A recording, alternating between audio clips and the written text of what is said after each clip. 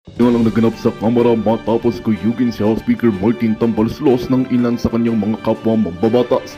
Pinangunahan ni Kong Rodante Marcoleta at Kong Torion ang pagsubalpay kay Romualdez na umano'y inaakusahang ginagamit ng kapangyarihan para sa pansariling interes at pakikialam sa mga desisyong hindi idinadaan sa tamang proseso. Sa isang matinding talumpati sa plenaryo, diretsahang binanatan ni Marcoleta ang liderato ni Tambaloslos at sinabing nawawalan na ng tiwala ang marami sa kanyang pamumuno. Ikinagalit din umano ng ilang kongresista ang paulit-ulit na pagkontrol ni Tamba sa mga pondo, committee assignments at mga mahahalagang panukala. Samantala, sumuporta si Kong Torion sa mga pahayag ni Marcoleta at nanawagang magkaroon ng mas transparent at makataong pamumuno sa loob ng Kamara. Sa gitna ng tensyon, nananatiling tikom ang kampo ni Tambaloslos sa mga akusasyon, ngunit hindi maitatanging lumalaki ang puwersang bumabangga sa kanyang pamumuno. Umiigting ang sigalot sa loob ng mababang kapulungan at ang tanong ng bayan, may magbabago ba sa liderato o mas lalo pang lalalim ang hidwaan? Abangan naman susunod naming mga ulat para sa pinakahuling kaganapan. At yan ang balitang ating pakakatutukan. Ngunit bagong lahat, siguraduhin mag-subscribe at ihit ang notification bell para sa patuloy na pagtutok sa mga silip ng bagong balita dito lamang sa tunay na boses ng masa.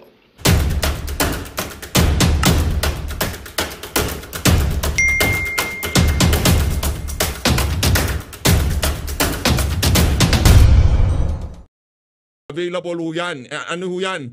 Yung iba dyan, new. Bago ho yung iba dyan. Yung iba slightly used. Isang beses, dalawang beses lang ata ginamit. O yung pagsusukat. Pero ano naman ho yan? Halos unisex. Unisex ho yan. Kung gusto nyo, available 24, punta lang ho kayo sa Senado. Hanapin nyo lang ho si Risa Hontiveros at itong si Joel Villanueva. Hanapin nyo ho sila. Sila hong nakakaalam kung paano ang pag-purchase ng mga robe na yan. Dahil hindi na magagamit yan eh. Di ba? Hindi na magagamit yan. Unconstitutional nga eh. Anak ng tokwa, kung kukontrain nyo yung desisyon ng Korte Suprema na yan, punta kayo sa Korte Suprema. Kayo ang maging maestrado ng Korte Suprema. Magaling pa kayo dyan sa mga yan.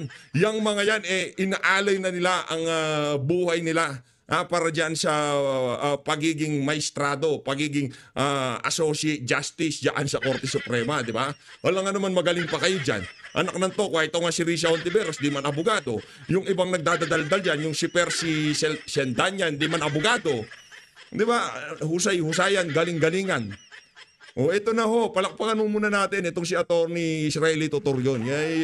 Dahil ano yan, petition ho nila yan. Pero nanostra na ito nitong si Senator Rodante Marcoleta. At siyempre, mainit-init yung balita na yan. Siya na ho ang nagsabi na hindi natin pwedeng pag-usapan kung hindi naman mangyayari. Ito si Attorney Israelito Torion. Hello, magandang gabi, magandang hapon pala, magandang hapon. Magandang hapon kababayan, si Attorney Israelito Torion po ito. Bago lang namin nalaman na nakatsamba tayo. Alhamdulillah, Rabbil Alamin. Assalamualaikum warahmatullahi wabarakatuh. Magandang hapon po sa kanilang lahat. Narinig natin at na-confirm na nanalo tayo doon sa petisyon na final natin para against sa impeachment complaint ni VP Inday Sara, no? Napagpala po tayo ng Allah subhanahu wa ta'ala na nanalo, and I have yet to receive the full text of the decision, pero marami na pong tumatawag sa atin kanina pa. Kala ko yun palang resolution sa Supreme Court granting our petition questioning the impeachment complaint filed against Sa tingin ho natin, sa Lunes, iba na Speaker of the House.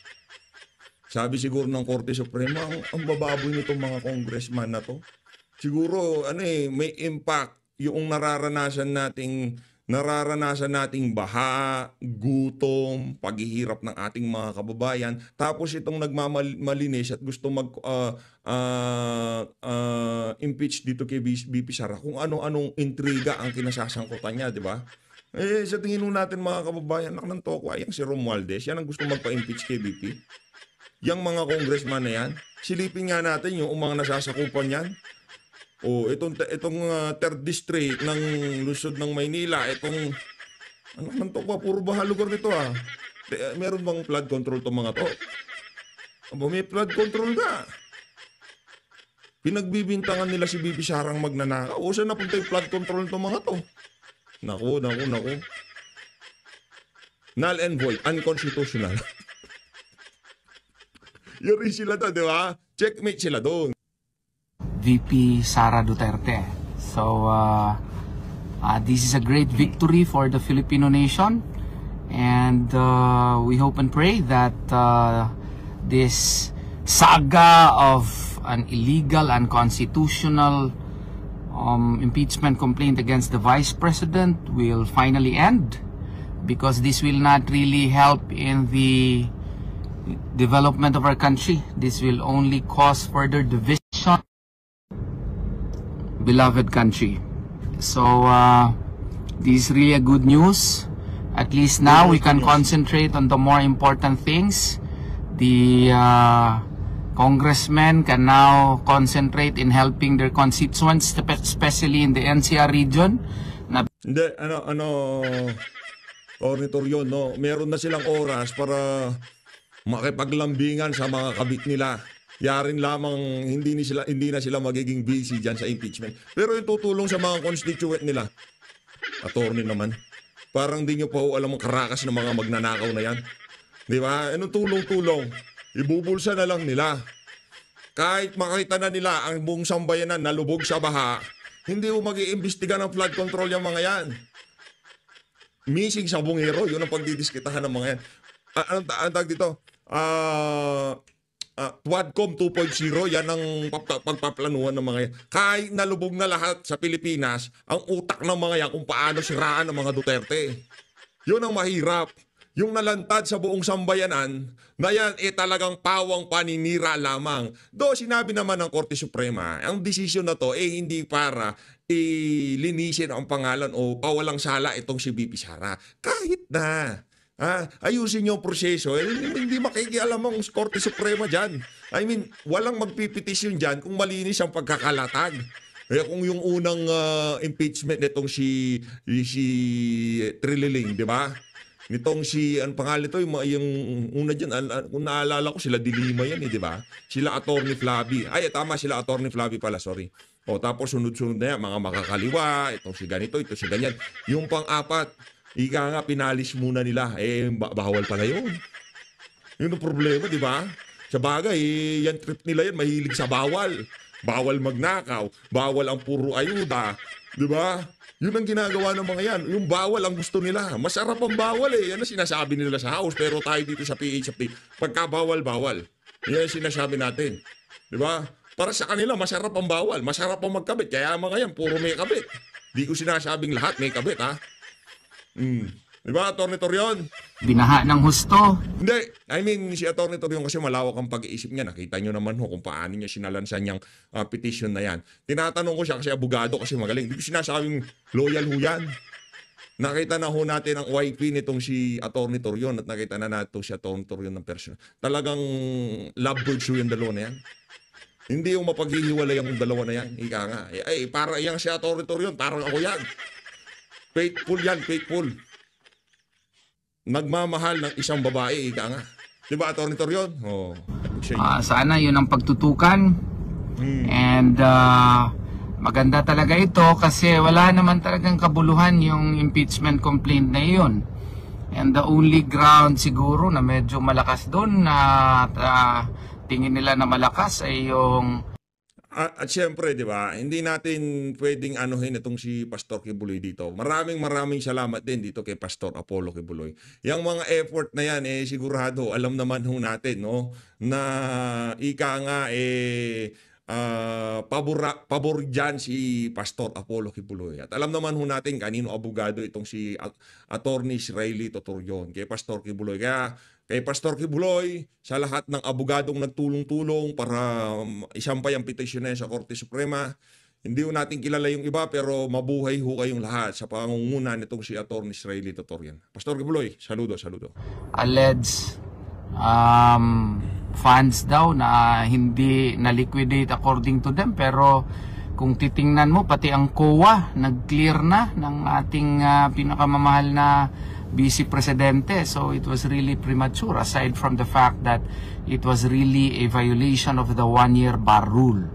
We were able to explain it fully in the past, and I do hope and pray that this petition will now put to rest all questions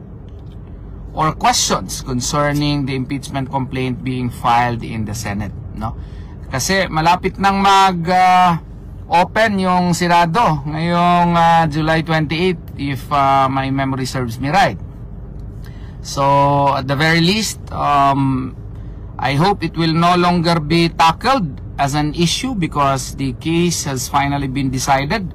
Although it is a fact that pwede pa mag-file ng motion for reconsideration yung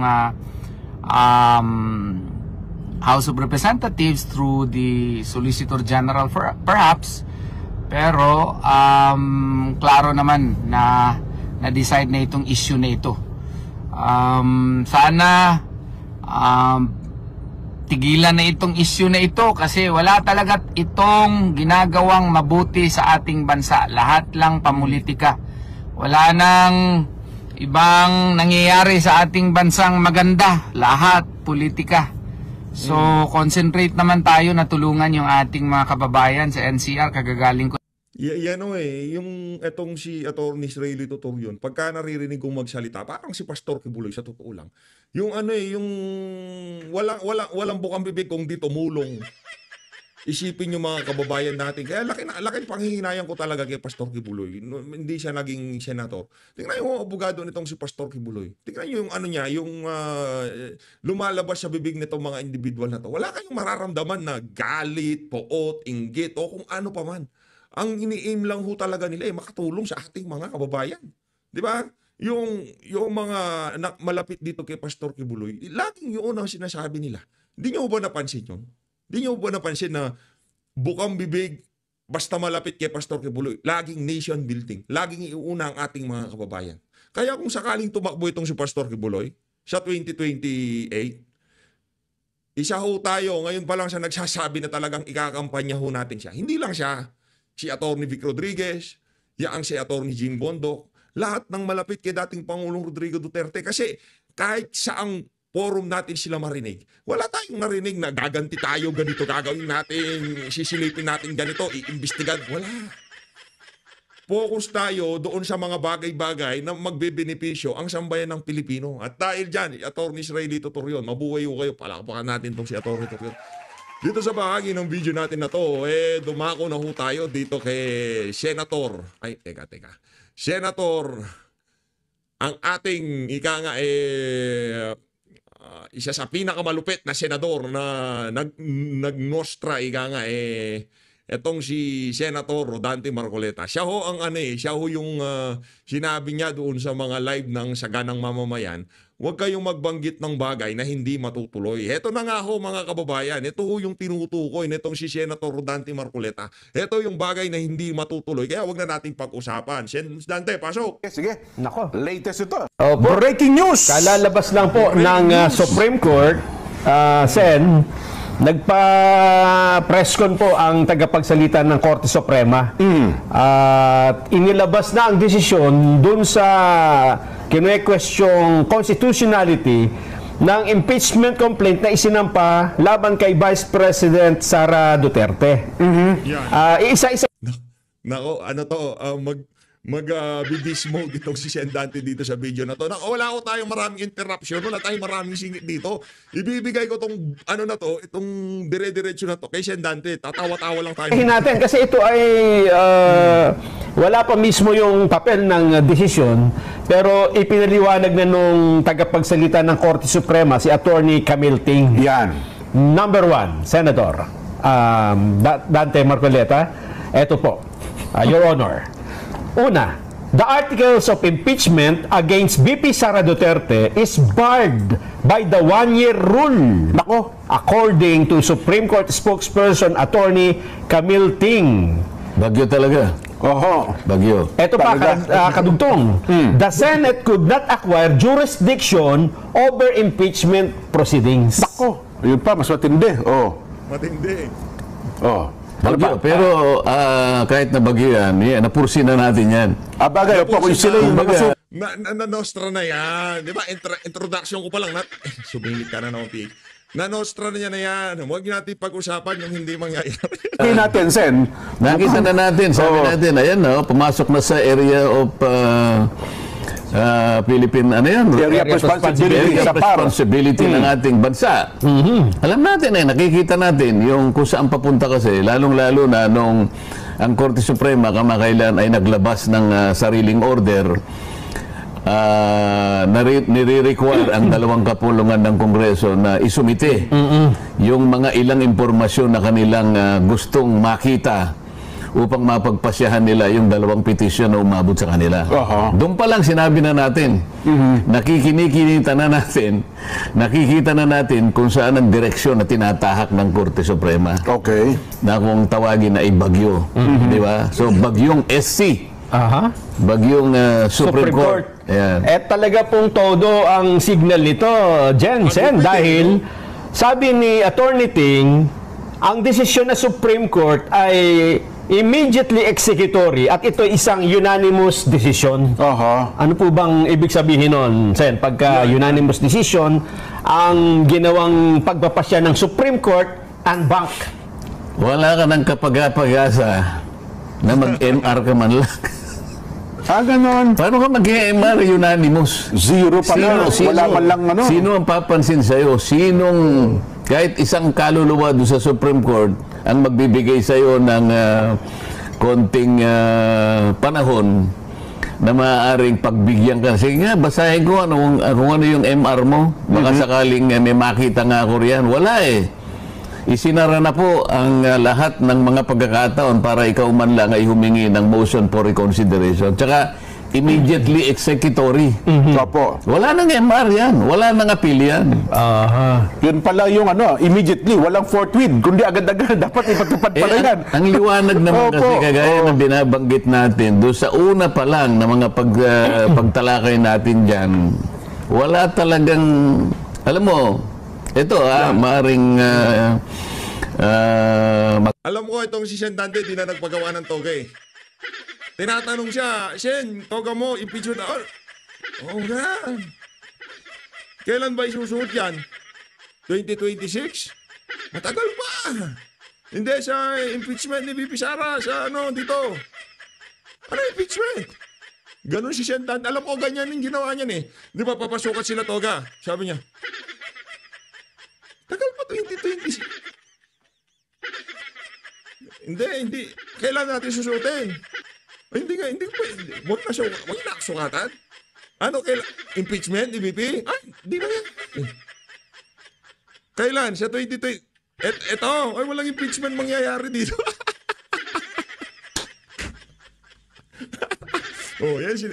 Yan ang sinasabi ko sa inyo, mga kababayan. magdamdam yung ibang makakarinig, lalong-lalo na yung mga kasamahan ko sa House of Representatives dati. Opo. Pero pwede nating ipaghalimbawa yan sa nagsaing ng kanin dyan. Okay. Nagluto. Isip-isipin mo, hilaw na hilaw naman yung kanin. Ganon? Paano mo ipakakain sa Senado yun? Di ba? Hindi ka Balita ko, di na nagpaano ng toga yan. Di ba, Sen? Hindi, biro lang. Kakain nila, kung yung kanin ay hilaw na hilaw din, halos halos bigas pa eh. Makakain mo ba yun? Ang gusto kasi pikit mata yung kakainin eh. Hindi, kaya nga sinabi ko na sa iyo nun. Kung matutuloy, sinasabi ko nga eh.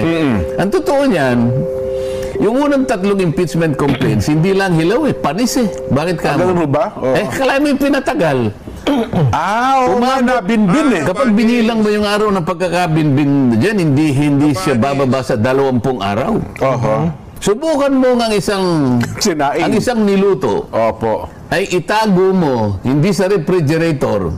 Ilagay mo lang yan sa cabinet, pero hindi refrigerator. 20 araw. Alis sa 2 mangyayari, kinain ng daga o napanis. Napanis po. Paano mo idadali sa Paano mo dadali sa Senado ngayon? Nag-ano pa naglululundag pa nung pumunta Yun na nga po. Forthwith. Opo. Isip-isipin mo. Ayan, nakita tuloy ng Korte Suprema. Unconstitutional eh. Aha. Isipin mo, yung tatlo, hindi nila isinalang. Nilagay sa cabinet, napanis, o pagkatapos, gagawa ng pangalawa raw, at diniretso sa Senado. Aha. O sabi ng Korte Suprema, that's in violation of the one-year rule ban. O hindi po pwede yun. Dapat kung ikaw, dapat yung pang-apat, kasi ituring mong pangalawa ito eh. Opo. Yung pang-apat, halos naging pangalawa lang, dahil yung unang tatlo, isa lang yun, pinatay. Oho. Ngayon, kung gusto mong mag-file ka sa February 5 o February 6, 2026. Kasi ng pang isang taon. Isang taon eh. Hindi ang ginawa mo, pinatay mo yung unang tatlo pagkatapos nung pumitada yung Pebrero 2025, Opo. bigla mong tinransmit sa Senate. Aha. So nahalata tuloy. Sen, babasahin ko na para Basahin mo. makompleta ko na yung detalye Sige. at magkaroon tayo ng buong konteksto. Ang sabi pa ni Ting, bukod sa unanimous decision, ang inilabas na pagpapasyang ito, Ting said the first 3 complaints were deemed terminated or dismissed and no other impeachment complaint may be entertained before February 6, 2026. Nakita mo. The High Tribunal's ruling does not bar the refiling of the complaints after a year or in February 2026. Ting said that apart from 1-year ban, the Supreme Court and Bank also found the impeachment complaint against VP Sara Duterte to be violative of her right to due process as enshrined in the Bill of Rights of the Constitution. At dahil po ito ay running story to Jen, may mga lumalabas pang mga detalye. Meron pala siyang keynote Sen na mga parte ng desisyon. Ito ang isa. Ting quoting a portion of the Supreme Court and Bank's unanimous decision declaring the impeachment complaint versus VP Sara Duterte unconstitutional. Ito yung quote. Our fundamental law is clear. The end does not justify the means. Ito pa po yung isang quote. There is a right way to do the right things at the right time. This is what the rule of just law means. This is what the fairness or due process of law means even for impeachment. Tama naman yun eh. Alam mo kung saan kinuha yan kahit di pa natin nababasa yung kabuuan ng desisyon ng Korte Suprema. Nakalagay sa mismong tuntunin ng Rules of Procedure in Impeachment Proceedings sa House of Representatives, lahat ng impeachment complaints na ipapile, maging ito ay galing sa pribadong tao o kaya mismo na sa mga miyembro ng House of Representatives o kaya ito'y pinirmahan ng hindi bababa sa 1/3 ng lahat ng miyembro ng House of Representatives, kinakailangan i-refer mo sa Committee on Justice. Yun ang tuntunin. O isip-isipin mo, umabot lamang doon sa tinatawag nilang 10-session day. Hindi totoo yun, Jen, Nelson.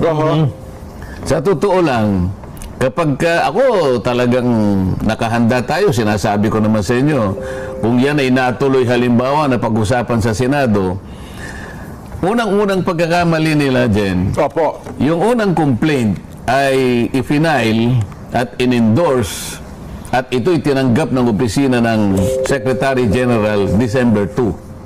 Tandaan nyo, Okay, December 2. December 2, 2024. Opo. Ang December 2 ay araw ng Lunes. First session day. Opo. Pero sa numero ng session, ito ay session number 26. December 2. Ngayon, yung unang complaint na yon ay na-file nung isang grupo alas 4:30 ng hapon, December 2. Okay. Ngayon, ano ang hinahanap sa tuntunin sa House of Representatives? Kapag kayo na itinanggap mo, immediately i-refer mo sa Office of the Speaker. Ayun. Okay. Okay. Aha. So, palagay ko walang nangyaring pagre-repair. Kasi kung talagang immediately, wala naman sinasabi ng paraan pagka i-repair mo. Pwede mong i-text si speaker. Pwede mo siyang tawagan. Pwede mo siyang puntahan na personal. Kasi ito bigla na lang dumating, December 2, tapos 4:30, tinanggap ng opisina. Nelson, kung ikaw ang Secretary General, babasahin mo lang ba yan, tapos ilalagay mo sa opisina mo, o tatawagan mo kaagad ang speaker? Siyempre, dapat tawagan nila ng speaker. Impeachment ito Ito ay isang paraan para tanggalin mo ang pangalawang pinakamataas na opisyal ng ating bansa. Pagkatapos, nakita mong ganyan, hindi mo man lang tatawagan ng pansin ang speaker. Yun ang referral. Paalam mo kaagad sa kanya. Yun ang inihingi. Sabi niya, immediately. Bakit wala sa order of business?